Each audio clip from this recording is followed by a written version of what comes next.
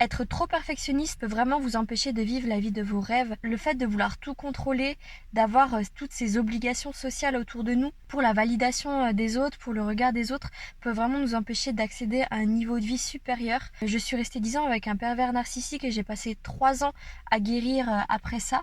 Je voulais vous faire part dans cette vidéo des secrets qui m'ont permis d'accéder à une vie beaucoup plus riche et à plein de synchronicités qui m'ont permis de vivre mes rêves et de vivre une vie que je pensais totalement impossible il y a de ça 3 ans.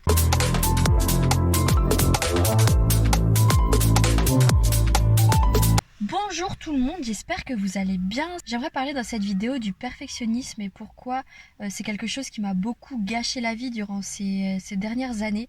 Comme je l'explique durant mes précédentes vidéos et comme vous devez le savoir maintenant, j'ai été en couple avec un pervers narcissique pendant 10 ans. Et pendant la rupture, j'ai beaucoup ouvert les yeux sur ce qui m'avait poussé à être dans cette relation, ce qui m'avait poussé à accepter toutes ces choses. Il y a bien sûr plein de réponses autres qui me sont venues, comme un manque d'amour de moi et toutes ces choses-là, bref. Et il y a également un point qui est revenu beaucoup de fois, que ce soit dans ma vie professionnelle ou amoureuse. C'était vraiment le fait d'être trop perfectionniste, d'être trop dans les détails, de vouloir tout planifier. Et c'est vraiment quelque chose qui m'a empêché pendant très longtemps d'avancer, qui m'a empêché pendant très longtemps d'évoluer au rythme que je voulais. Et c'est sûrement le cas pour vous si vous avez cliqué sur cette vidéo. Pourquoi on est perfectionniste ? Je pense qu'on l'est parce qu'on a ce besoin justement de tout vouloir contrôler. Que ce soit dans nos relations ou au travail ou dans nos projets de vie, souvent les personnes perfectionnistes veulent absolument tout contrôler pour se rassurer. C'est vraiment un moyen de se rassurer que notre vie est sous contrôle, que les événements sont sous contrôle.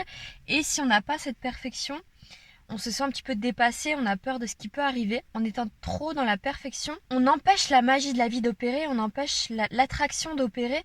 Vous savez que tout est échange énergétique et à partir du moment où on est trop dans la perfection, on va se bloquer plein de portes qui pourraient justement nous permettre d'atteindre nos rêves, d'atteindre la vie que l'on souhaite réellement. Et il va falloir vraiment travailler sur ce point pour guérir d'une relation et pour atteindre un niveau de vie beaucoup plus élevé que vous pouvez avoir en ce moment. Alors comment faire pour passer au-delà du perfectionnisme et attirer des choses à nous qui sont faites pour nous et qui nous attendent également? La première étape, ça va être de prioriser l'authenticité.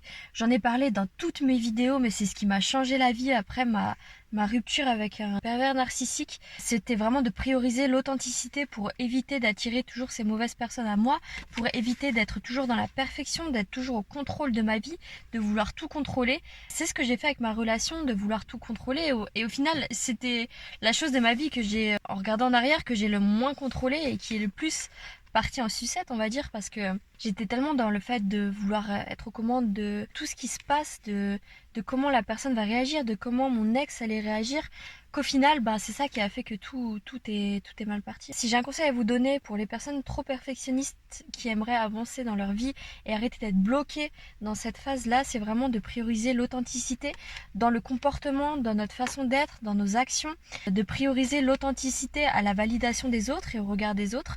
Finalement, le regard des autres, c'est quoi ? Pourquoi on en a besoin ? Quand on se pose toutes ces questions, d'ailleurs je me les suis beaucoup posées après mon éveil spirituel qui s'est produit après ma rupture, je me suis posé beaucoup de questions par rapport à ça, par rapport à ce besoin de validation que j'avais envers les autres. Pourquoi il était aussi important pour moi, pourquoi j'en avais absolument besoin pour me sentir exister. Quand on commence à se poser ces questions, on se rend compte que le regard des autres essaie de combler un manque que l'on avait durant notre enfance. Peut-être que durant notre enfance, on ne s'est pas senti assez validé, peut-être pas assez aimé et qu'on a besoin, ça peut être un besoin vital, de la validation des autres pour nous sentir vivants tout simplement. Et oui, c'est dangereux parce que ça nous empêche d'être qui l'on est vraiment, d'être authentique, de vivre des choses authentiques, des moments authentiques. Et je pense que pour être heureux dans la vie, après avoir fait l'expérience de tout le contraire, et maintenant que je priorise l'authenticité, je pense que ce qui nous rend heureux dans la vie, c'est justement de faire beaucoup plus de place à l'authenticité au détriment de cette validation que l'on attend des autres. Si vous essayez ça même pendant une semaine, vous verrez le bien que ça vous fait de prioriser l'authenticité à la validation. Dites-moi d'ailleurs dans les commentaires ce que vous en pensez et si vous aussi vous voulez prioriser l'authenticité. N'oubliez pas également de vous abonner et de commenter un maximum. Enfin, le deuxième moyen pour sortir de cette perfection, de ce perfectionnisme, ça va être la stretch expérience. J'en parle dans une de mes anciennes vidéos, je vous mettrai d'ailleurs le lien en dessous de la vidéo. Mais la stretch expérience, c'est un travail qui est très connu aux États-Unis, qui est très réputé par les différents coachs aux États-Unis, qui repose sur le fait de faire des actions dans le but d'aller consciemment au-delà de son contrôle, au-delà de ses peurs, au-delà de notre zone de confort. Faire des petites choses qui peuvent sembler banales pour certains, mais nous savons que ça pourrait nous rendre inconfortables, qu'on aurait peur en les faisant. Ça nous permet de sortir justement de cette zone de confort, de sortir de cette perfection que l'on attend de nous-mêmes. C'est extrêmement puissant parce que après avoir fait quelque chose qui nous fait peur, on se sent totalement changé dans le bon sens du terme et on est capable de tout faire. Vous voyez, c'est comme ces personnes qui sautent à l'élastique ou qui sautent en parachute et après ils ont cette sensation de pouvoir tout faire parce qu'ils ont réussi à apprivoiser cette peur, ils ont réussi à aller au-delà de leur peur et là ils se sentent capables de tout faire dans la vie. Ça repose exactement sur le même principe de faire des petites choses au quotidien pour développer cette compétence d'aller au-delà de son self-control, aller au-delà de ses propres limites.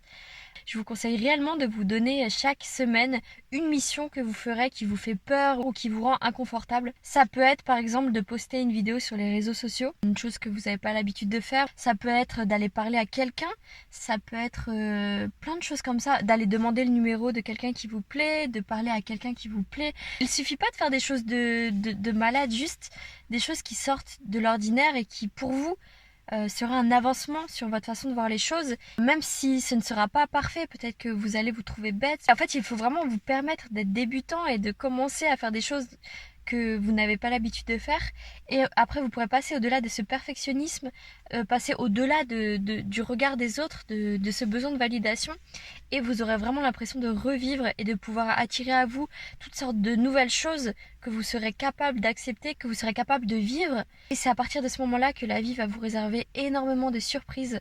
Je vous parle totalement en connaissance de cause, c'est ce que j'ai fait après ma guérison et c'est ce qui m'a permis d'accéder à une magie de la vie. J'ai commencé à attirer à moi plein de synchronicité et c'était tout simplement fou. Alors je voulais vous en faire part dans cette vidéo.